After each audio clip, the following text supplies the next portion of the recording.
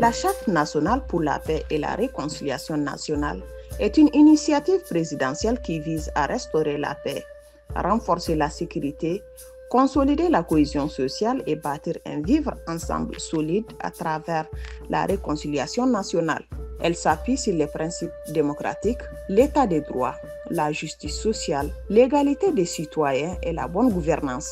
À travers ces reportages, nous avons évalué la connaissance et la perception qu'ont les jeunes de ce texte. Est-il perçu comme un outil concret pour transformer leur quotidien ou bien une déclaration de plus adoptée par le Conseil national de la transition et actuellement en phase de vulgarisation? La charte place la jeunesse au cœur du processus. C'est elle qui porte ce projet d'avenir fondé sur les valeurs du pays. Pour en mesurer la perception, notre équipe est allée à la rencontre des jeunes du district de Bamako. Voici ce qu'ils en disent.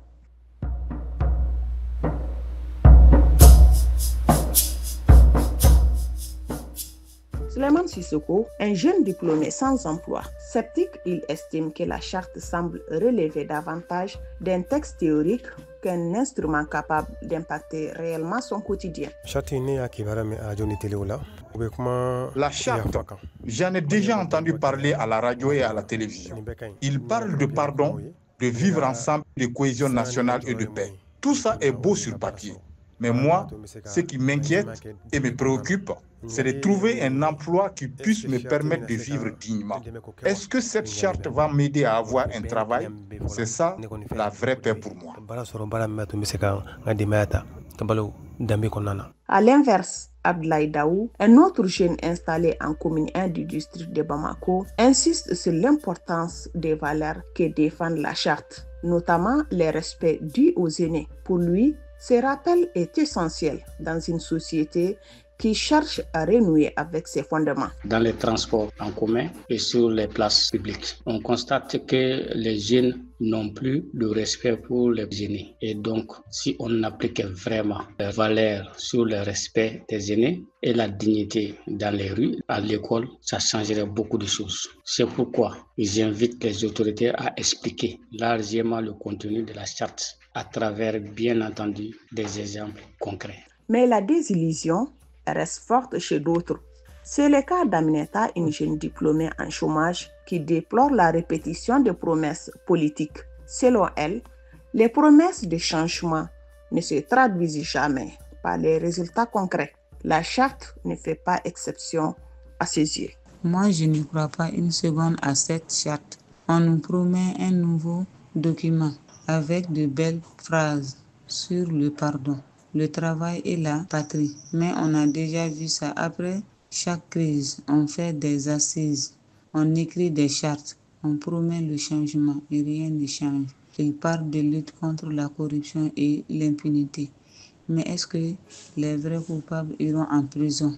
Le problème, ce ne sont pas les mots, c'est la volonté politique. La vraie réconciliation, elle se fera le jour où on aura une justice, des emplois pour tous.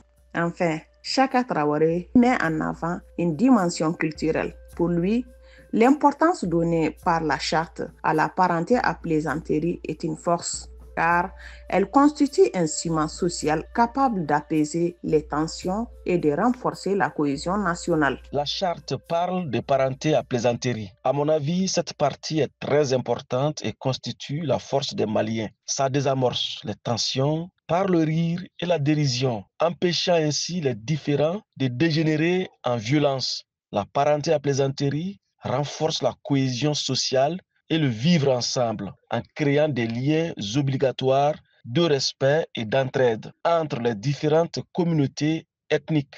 Enfin, elle offre un outil de réconciliation endogène et durable, plus accessible que des processus purement institutionnels. Si la charte peut encourager ça, c'est une très bonne chose. Outil pratique ou simple vœu pieux, la réponse semble être entre les mains de la jeunesse elle-même.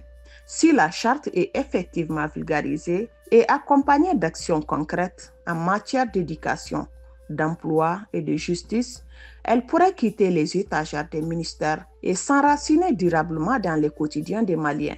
Plus qu'un texte, elle doit devenir un engagement vivant. La balle est désormais dans les camps de l'action.